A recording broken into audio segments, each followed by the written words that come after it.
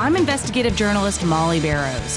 For years, I've covered the stories that made headlines in Northwest Florida and all along the Gulf Coast. Murders, missing persons, and mysteries of all kinds. These cases are far from over for many victims because the full story has yet to surface. Join me for Gulf Coast Confidential, where I dive into the saltier side of the South and expose the lies, greed, and corruption that often weighs down the truth. It's time to turn the tide and get a shot at justice. Hey y'all, I'm Molly Barrows, and welcome to the Gulf Coast Confidential podcast, where we cover some of the most scandalous crimes and cases that bubble up right here in Northwest Florida and well beyond. Joining me now to talk about these what the feezy type stories that we cover is Pam Hill. She is a pharmacist and an advocate for victims, because if you follow the podcast, then you know she's experienced violent crime in her own life and wants to share what she's learned. And that's why we like to jump into some of these cases, dive into these crazy cases. And we've got another homegrown one for you today. In fact, this one was one that was all over court TV, a crazy episode. We're calling it Bossy, Brassy Bree Kills Kind-Hearted Husband, the Bree Kuhn case. So this is a 4-day trial. They had to temporarily halt it because of Hurricane Helene and has military ties. If you're not familiar with Northwest Florida, then you may not know, but we've got huge military installations around here. NAS Pensacola, Eglin Air Force Base, just to name a couple. And she was a U.S. Navy Chief Petty Officer, Miss Bree Kuhn, and now she is a convicted killer. So we're going to talk a little bit about her case today, because it riveted Northwest Florida and people all over the country. It did. You know, for a number of reasons. And you were there. You sat in on the trial. I did. And this happened in September the 8th of 2021 during the pandemic. So we're kind of seeing a lot of these cases pop up that happened during the pandemic. But I've got 7 words for you. I'm ready. What was that? She just shot me. Oh, my God. Was that what he said when he was on the phone with 911? Right. The 911 operator heard the shot and said, "What was that?" I mean, just as earnest and, terrified as she could. And he had enough time to say, "She just shot me." Oh, that is so heartbreaking, because she had trapped him in the garage. This was in their home in Santa Rosa County, which is where the trial was. It was their home in Gulf Breeze. You're very familiar with Gulf Breeze. Yeah. That's sadly where your sister was killed by her own son back in 2013. So we're very familiar with Gulf Breeze. It's a bedroom community of Pensacola, for those who aren't. And it's got a lovely name and it's a pretty place, but there's some ugly things that happen there, just like anywhere. Right. It's just so unbelievable that we see people, living their best life, trying to get to a community like Gulf Breeze or Daphne or Fairhope or Pensacola or Base or wherever we are, and have our best life. Well, this started out with, like you said, Bree Kuhn and Collin Turner. He was a Marine, and he had taken medical retirement. And he was only 33 years old, and Bree was only 37. Gosh, so young. Yes, so young. Bree had a daughter named Kylie, who was 12 years old, from a previous relationship, not a marriage. And then she had JP, a little son, and Lainey with Collin. So the 2 youngest were Collin's children. Okay. And they were 3 and 4 at the time of this. So we got a 12-year-old, a 4-year-old boy, and a 3-year-old girl. You know, these cases are some of the ones that tug at my heart the most, because of course you want to see justice. Of course you want to see a parent held accountable for killing another parent. But if there are children involved, it just leaves them all but orphans. It does. It just tears through everybody's life. And as I was sitting there in the courtroom, that's so familiar to me, with the same folks that work there and where we're always at for my sister's case, I watched the families of both. I watched Bree. I watched the defense attorneys and the prosecutor, and just there. So it's quite the thing. But we start out with this mild-mannered Marine who, I was watching him, and we're just going to talk about that for a minute. Yeah, I'd like to know a little bit more about him. Okay. All right, because everyone talked about what a kind person he is. And I mean, that whole situation of him being trapped in the garage, and then what I heard a little bit in the testimony was just how she tormented him, essentially. You know, every time she turned around, she was nagging him, berating him, demeaning him, destroying his property, running his computer through the dishwasher.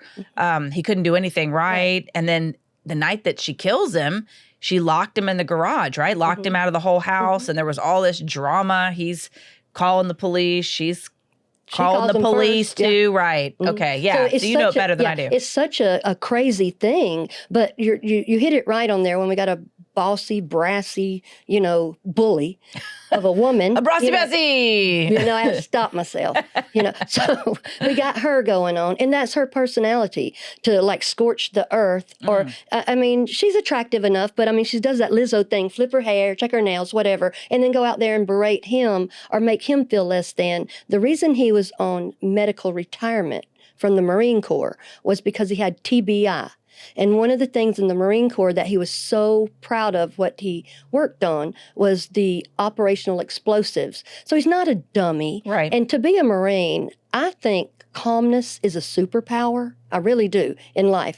But she's over here. I just wrote some kind of things down about Miss Bree. She's a control freak. Everybody had to walk on eggshells, prone to temper tantrums, always putting him basically down because she's loves for everybody to know she's the primary breadwinner. Ugh, and so we got gross. This nasty back and forth like that. And so basically she's kind of got Alec Murdoch vibes, Sarah Boone. You're going to see Sarah Boone. I was thinking that too. So much. When you talked about her flipping her hair and so many other cases, whether it's Sarah Boone or some of these broad is really the best word that I can come up with. Yeah, they just have this sort of haughty, I gotta, mine's special. Yeah. I'm a Ritz cracker, I guess so. I know that's a little gross, but that's the vibe that I get. Like somehow or another, everybody ought to do what I say because I'm super special. Right. Well, it's apparently worked for her in the past with somebody, And so what I think about is you're a person that thinks that you're entitled to tell everybody that has a Y chromosome what to do, how to act, berate them. And I don't know, that's not attractive in any place, but it worked for her before. But this guy right here, Collin, is a Mr. Nice guy. I wrote that down about him, that he loved his kids. He loved them to death. Bless him. And so here he is, stay-at-home daddy, okay? He's going to school, too, online. He's doing that during the pandemic, teaching the 12-year-old. We remember how the pandemic was, kind of hard to do all that. And it was an online engineering class that he was taking. And he was, at the time of his murder, he was only 2 classes short of getting that degree. And that degree was awarded to him posthumously. Oh, bless and his heart. dad was so happy because his daddy was an engineer. Oh, how sweet. Why did she kill him? What was the dealio? Well, the kids, he was calmer than her. He should be like, he should have been working with the explosives and stuff. He's just, I fell even in love. keel personality. Right. I fell in love with him through just listening and watching because pretty much she pushed buttons all day. He reacted to none of them. And because that probably pissed her off. It probably did. But people are like, he was a Marine. Why didn't he tear his way out there? Why didn't he do this? Then he would be doing just what she's trying to convince everybody. Right, that he's an abuser or something. Because on the first 911 call, and he was polite and gentle, cooperative. When Bree calls the first 911, it's about 12:54, right after lunch, on 9/8/21. She calls and stirs it all up and then starts all that femme fatale stuff when they get out there. She's like, I want him, he's trying to take the kids and take my kids, the my in there. And he's doing this and he's doing that. And he threw me on the floor and he threw me against the wall and he raped me this weekend. And so the guy's standing there, her little son, JP, he's just 4. He's talking to the officer, but she doesn't even have the sense to take the child next door. She doesn't care. Right. It's theater. It's Act 1. So imagine what they see behind closed doors. Oh, my goodness. Yeah. And so the deputy was real kind to the child. He's, going back and forth. But see, here's what happened. I watched this. When they're going back and forth like that, if you say somebody raped me, it's not like, oh, by the way, it's 12:30, So I'm just trying to take this in on what I'm seeing. And so he goes, well, do you have any bruises? Do you have any? She said no. And then she has to get smarty pants with him. Well, next time I'll make sure it hits me in the face. She called them out there. He's outside. This is the first time he's outside there because she won't let him in the house. How condescending can you be to someone you can't even come in your own house, and without paying hell, So they're in there and they're saying, well, do you want to fill out a report or whatever? And she's like, no, she's uncooperative. And she's so rude. She makes sure to get on her phone while they're talking to her because she's got to boss other people around. Sounds like you said the control freak. That just is so controlling. Oh, it's so rude. She's so rude. I can't even believe the military would let her act like that because they wouldn't, because she don't act like that at aboard NAS. This is out in Gulf Breeze in her home. So, she's in charge and she's creating this hurricane herself in there. So he's outside sitting in a little fishing chair, a little chair we take to the ball games. God, love him. And by his little Yeti cooler, and the garage is open at that point. She had taken the batteries out of the keypad so he couldn't get in. And so he's out there staying calm, and she won't fill out the forms. And then all right, they say... Wonder why not? Because if you can move people around, why would you do it? So it never really was about holding him accountable. It was about the chaos, the creation of this scenario to make him do what she wants him to do. She's a win at all costs. I will scorch the earth to get you. I know a family member that's like that. Yeah, there's people like that. So, and that's what she was doing. And the fact that she took, I got this thing, she took his keys, she took the credit card, she made sure that people knew that was her platinum and gold Amex. She took the money, she took his photo ID, she took everything. His car keys, he can't even go anywhere. His truck's sitting in the driveway. So she's created that chaos. So the deputies talk to him too, and he's cooperative. So they leave. All right. Then let's see, at 4:58, he calls them because he was in, then he's back out again. I don't know how all that happened, but, just, I guess, coming and going. He doesn't want to just go sit in the lazy boy and let her just run him around. Right. Well, chances are he's already experienced this to some other lesser degree, and he probably recognizes, okay, well, maybe eventually she's going to calm down. And those are his babies in there, so he doesn't want to leave them alone. I imagine that's why he stuck around. That's the main reason, because if it was just him, lone wolf, he could be gone. But the way she had just tried to commit suicide 2 weeks before. She had been hospitalized. Stable. Yes. And she was drinking a lot, because here's what precipitated it. The night before, they're going to bed, and so Collin and I think the little ones were trying to nest or, get ready for bed. It's kind of late. And so he was going downstairs to the couch to take one of the children with him. And so she kind of does like what he described it like she's covering a fumble, getting on top of the child, acting like he's horrible. And so eventually they kind of get away from her. Well, she decides she's going to turn the TV on into this blasting, where you can't even hear good. And he's like, the kids, us, we're trying to rest and sleep. So he took the Wi-Fi off. He turned the Wi-Fi off. Then she picked up his $2,500 computer and went and put it in the dishwasher and ran it over and over and over. So they get up the next morning, and then that's when all these calls start. So we're on the second call now. When the police come out to him, they ask him, do you want to fill out a report? He's like, yeah, sure. And he takes it over there in his garage where he's locked out at, starts writing with a pen and doing small talk with them. And the guy's like, well, I'm sorry I'm talking so much. He said, I like chatting. It was just so, I'm just getting so mad at her. Heartbreaking, yeah. But so that goes on there. And then about 6:13, okay, we're like 30, 40 minutes away from the fatal shot.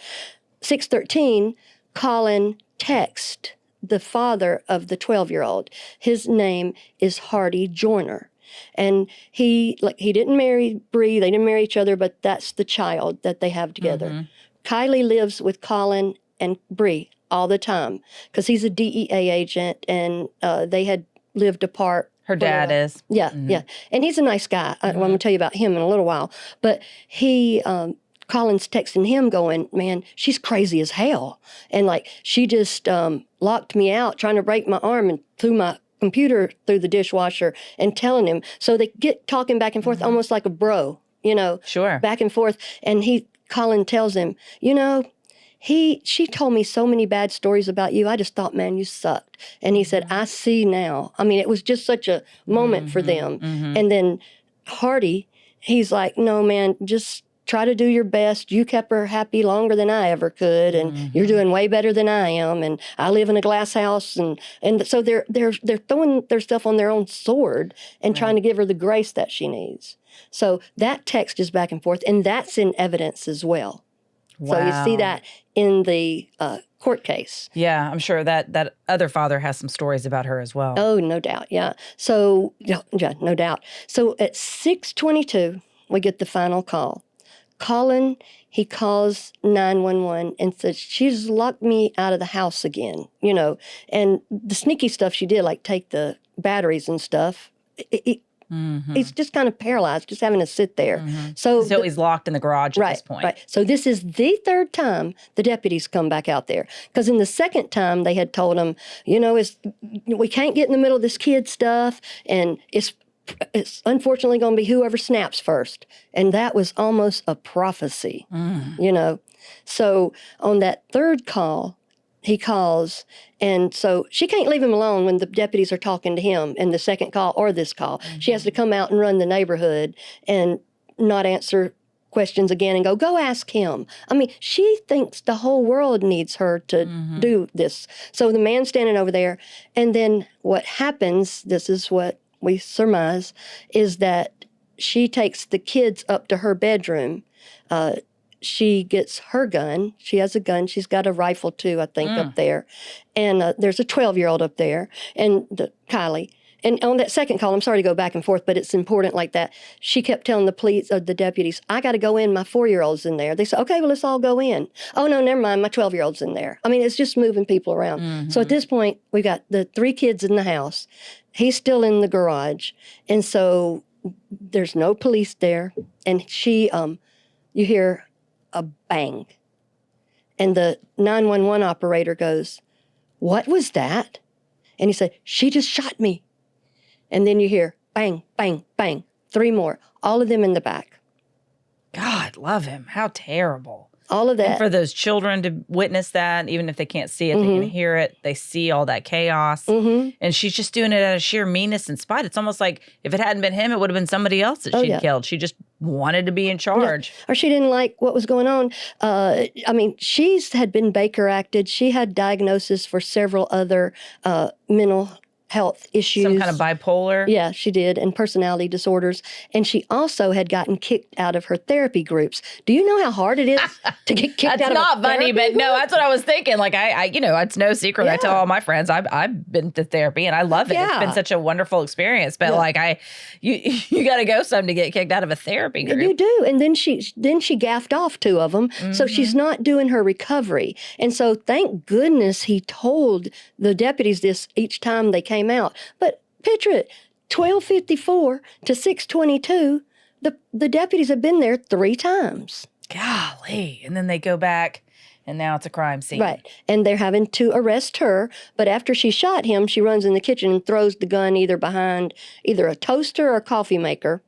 And then she runs the kids Yeah, they'll next never door. find it there. No. Well, I guess she didn't want to be seen holding it. We already know she did it. But then when the deputies come to get her, they're arresting her, and she goes, I murdered my husband, I murdered my best friend, I murdered or killed my children's father, And then she said, I deserve to go to jail. And then she's like, where are the ambulances? And, and then at some point I'm thinking, are you trying to set up some sort of crazy defense with this? Like, where are the ambulances? You know what you just did. She did not know he was on the phone with 911. That's what I was going to ask you. Did she not realize that?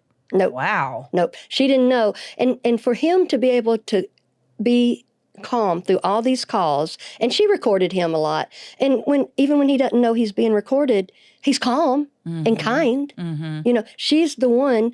And so I'm like, she wants to use battered spouse syndrome, like Sarah Boone wants to, and like Ashley Benefield, that Dark Swan ballet dancer, she tried to use that. And we talked about Marsha Thompson. And that was justified. That was, because she wasn't out there trying to run the show. She was just having to cower down. Trying to survive. Yeah, but not this one right here acting out loud like that. She was creating the chaos. She is the chaos.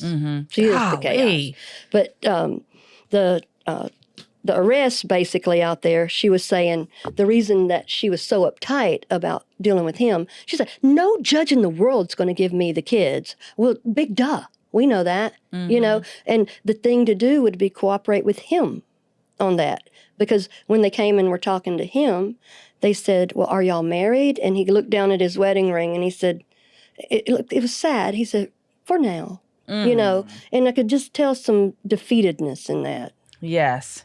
Golly, that's so sad. Well, I hate it for him that she was successful in killing him and leaving him with such a horrible, crazy existence for a while before she took his life. But at least the jury convicted her. Oh, yeah, they did. They did.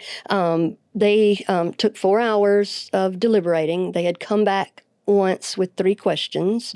One of the questions was, what is the definition of depraved mind?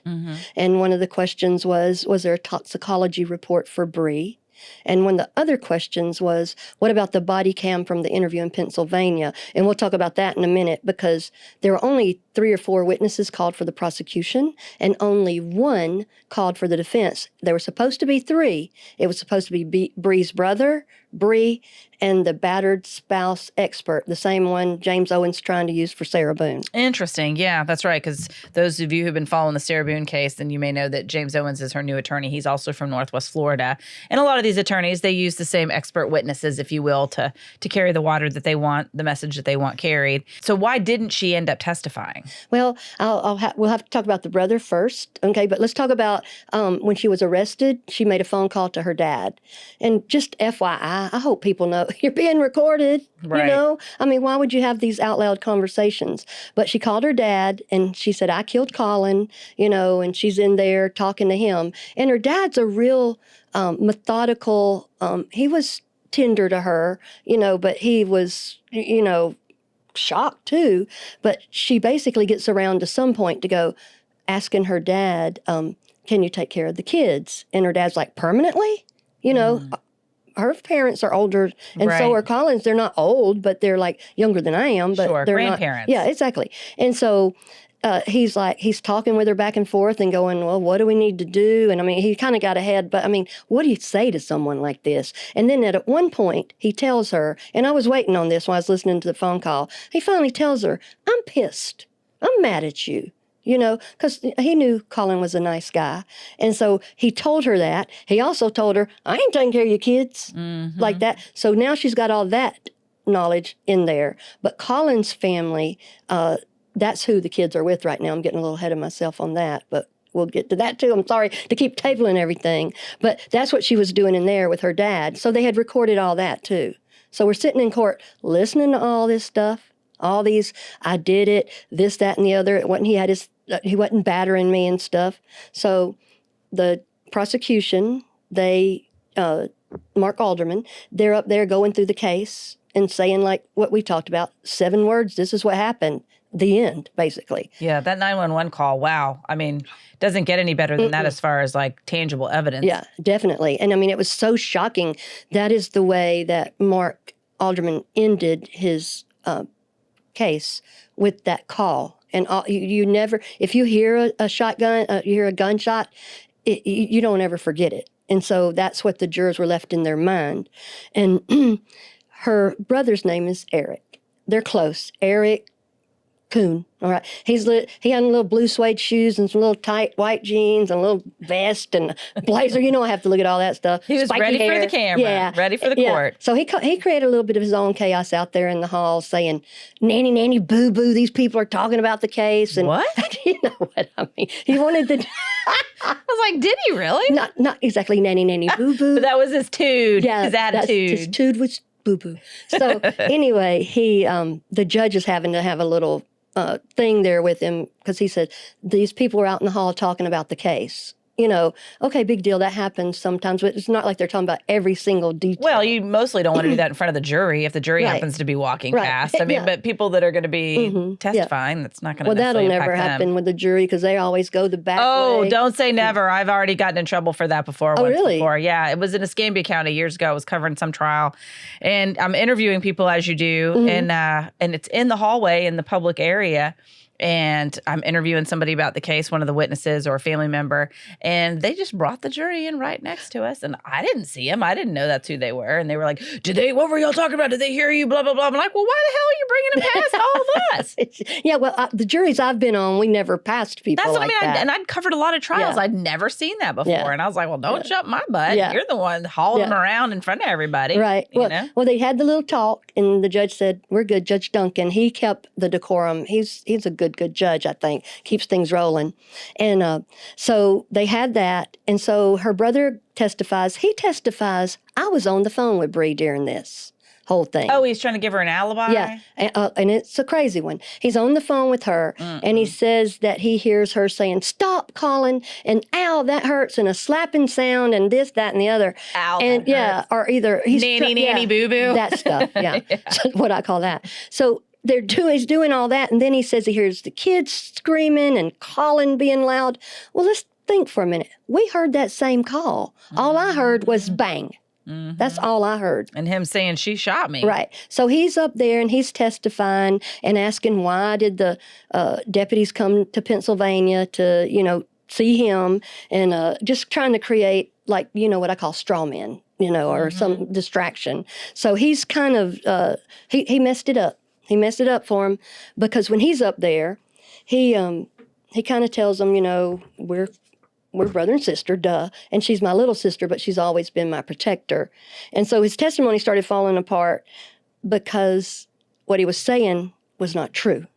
It just couldn't be verified. So Bree was going to testify right after him. So I was waiting on that. I was sitting there waiting on that. Then all of a sudden, there's the colloquy with the judge back and forth that, you don't have to testify. I'll give them an instruction that says that just because you don't testify doesn't mean this, that, and the other. So she decides not to testify.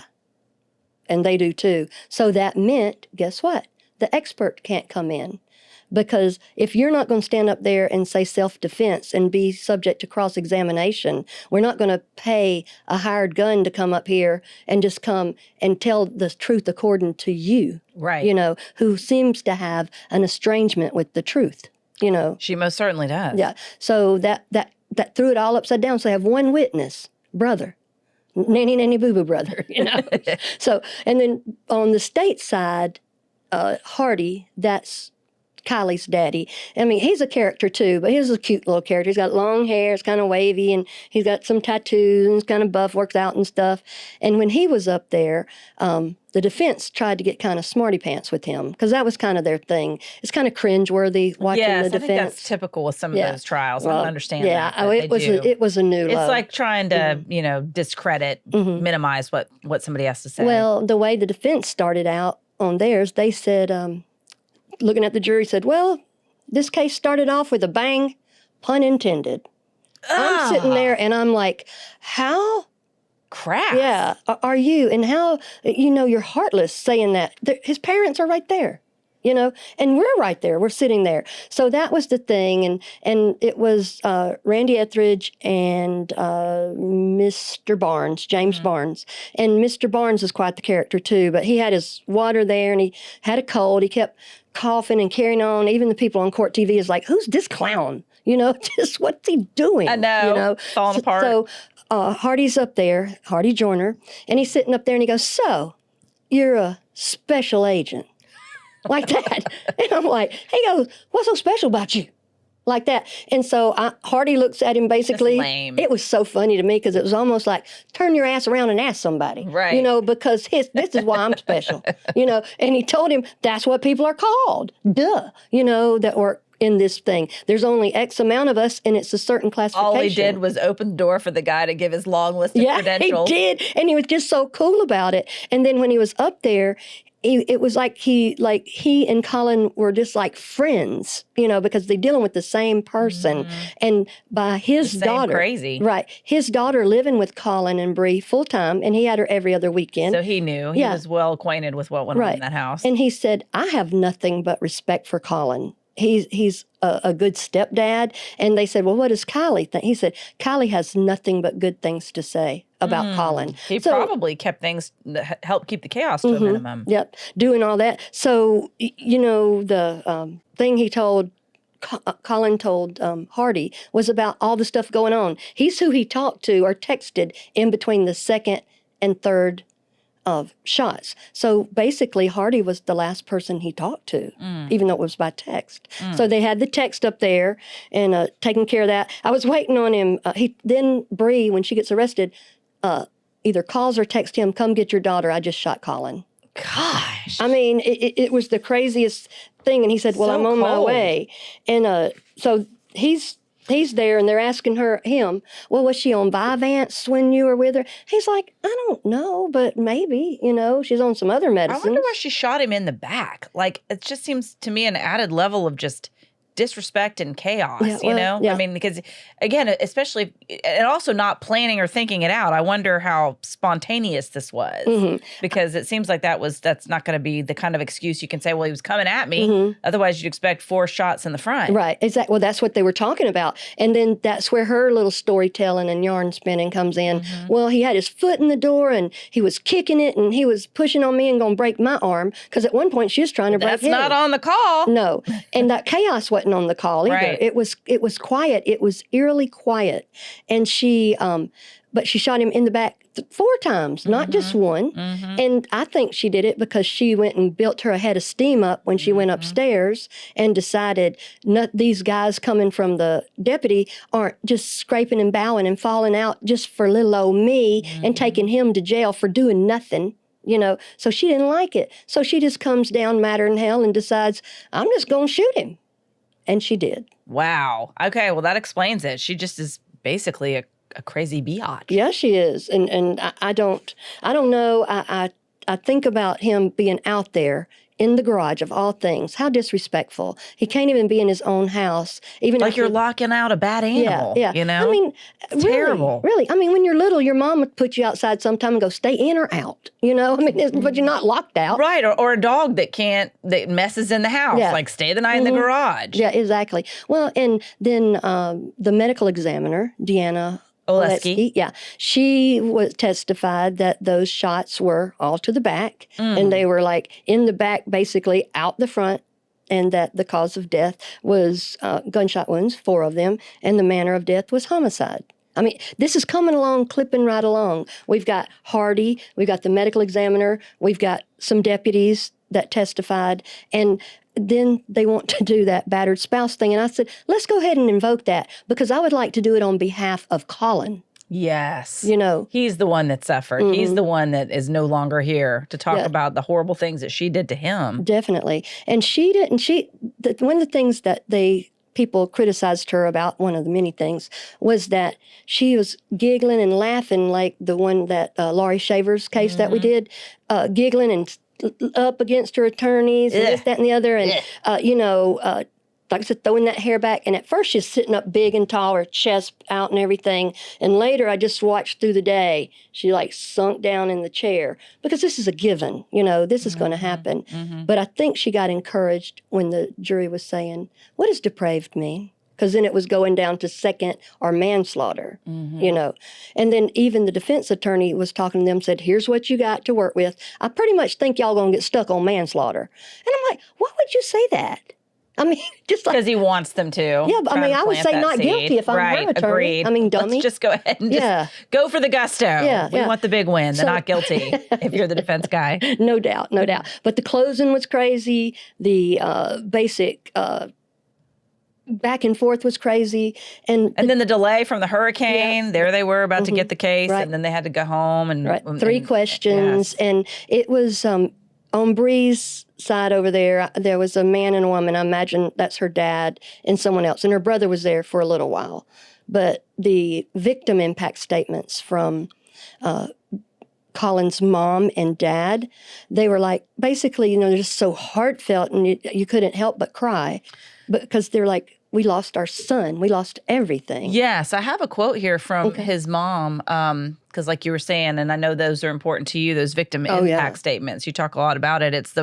Because so much evidence that's presented in court, it's dry, it's clinical, it's the facts, it's what happened. And then and sometimes you get some crazy testimony, or you get impassioned testimony, people telling something that happened or emotional. But a good bit of the time is very dry. And so this is a chance for families to like paint the picture of who their loved one was. And I thought it was sweet. She basically, of course, she's heartbroken, but she told him, she said, quote, "Your Honor, this is a letter I never imagined I'd have to write."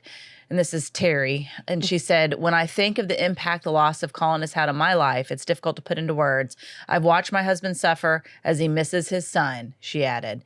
And that's so sad. That's unquote. And then as she finished, her husband and Collin's father, Donald, also spoke to the court about the impact of having him just ripped away from their family and said, quote, Bree has deprived the world of a loving son, father, grandson, and leader. And that's from his dad as he was crying when he said that. And he continued to say, we have been so blessed with how many people reached out to us and said how Collin had impacted them in such a positive way. We saw the love he gave to the world and the world desperately needing loving leaders like Collin more than ever before. We call this God's light in the darkness, and the darkness has not won. And they did. They were like, we pray for Bree to be made new in Christ. We pray to God for her eternal life and salvation, and even hope that she could be with us eternally. So I mean, there's not a malice. These are the folks, Teray and Donald, are the ones that have Collin's and Bree's children. They have JP and they have Lainey.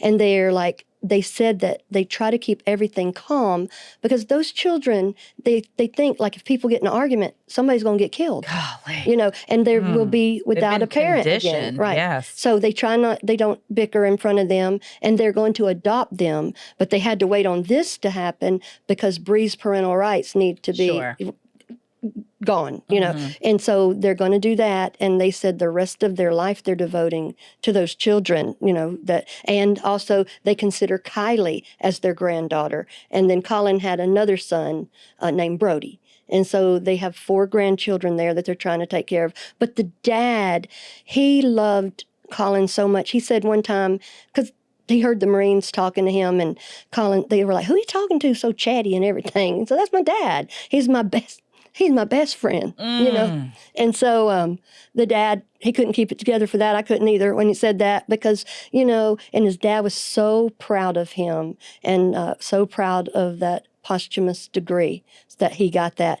Because think about it. He was doing everything and then some, trying to be Mr. Good Guy, good parent, good husband, and she just decides, I'm not having none of that. And it wouldn't make any difference to her. And it's interesting. I think they offered that same opportunity to her family, and nobody spoke for her family. And that's a tough spot. I can certainly understand. You've lost. She is the culprit. She is the murderer. It'd be a tough thing to talk about. Right. Well, I think it's honorable for someone to know what their limitations are, too. And her dad, as a kudo to her daddy, while he was on the phone with her, he's telling her, I love you. I mean, he wasn't being overly syrupy because, what happened there? But he told her, basically, let's talk to Teray and Donald. He's not trying to keep stuff. And Teray had said, Bree had always kept a contemptuous relationship or adversarial relationship with them. And to isolate him, Collin. I know how that is. All of us that go through this, that where somebody uses children and weaponizes children, weaponizes their femininity, weaponizes the deputies and the law enforcement. I mean, when you see people acting like that, don't walk away from them. Run. Right. I was thinking about that. What were the red flags? And the first husband, too, I'd be curious to know, because I'm sure initially she must have come across as, they fell in love with her. There must have been something that was positive, but it seemed like she just couldn't stay away from the chaos. Just liked to keep the pot stirred all the time. And she had some mental illness, and she had been drinking, and she had, like I said, she created her own storm. I'm sure there was some charm in the beginning. People aren't just attracted to someone because they walk by, But yeah, there probably were some red flags, I imagine. Yeah. But you don't know till you know. No. And then I think his family, that is Bree is their mother, and they stepped up to do that. And these people are so wholesome and meek. And I just was, I cried. I couldn't not cry, because it's just so sad and unnecessary. Well, hopefully this will bring them a little bit of peace and a little bit of justice, knowing that at least she was held accountable. And it sounds like they're people of faith. So maybe they can find some comfort in knowing that they'll see him again on the other side. Right. And she will not be, out in, she's basically was sentenced to life in prison as soon as the jury came back with the verdict. And that's the legal mandatory minimum for her charge. Right. So she's not going to be out of prison. With no chance of parole. Yeah. So that's it. That is the minimum. Pam, thank you so much for sharing this and for being there. It does make a difference when you're actually there in the courtroom and you feel the feelings and you see what's happening. And I do. My heart goes out to the family and those children and even her family as well, because everybody's lives are altered forever. Right. just rest in peace, Collin. Absolutely. All right. Well, that is it for us. And in our episode, Bossy, Brassy, Bree kills kind-hearted husband, the Bree Kuhn case. We appreciate you joining us. I'm your host, writer, and producer, Molly Barrows, with co-host and researcher Pam Hill. And a big thanks to our director, editor, and production engineer, James Roy. And remember, you can listen to more of our Gulf Coast Confidential conversations wherever you listen to your favorite podcasts. And you can also watch on the Gulf Coast Confidential YouTube channel. Just don't forget to like and subscribe, and we will see you next time.